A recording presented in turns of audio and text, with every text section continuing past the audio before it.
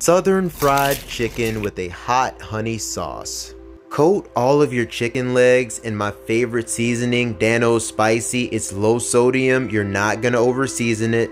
Dump all of that into a bowl, cover with whole buttermilk and a beaten egg. Mix until well covered. The seasoned flour is just whole wheat flour and regular Dan-O's original. Let that chicken drip and make sure that every piece is extremely well coated. Drop it straight into some 350 Fahrenheit oil, agitate it once every minute and flip every 3 to 4 minutes. After 8 minutes, I stick a probe in and it only takes about 3 minutes from there. I like to drain on a paper towel lined wire rack. This hot honey will take any fried chicken from a 10 to 1,000 every time, guaranteed.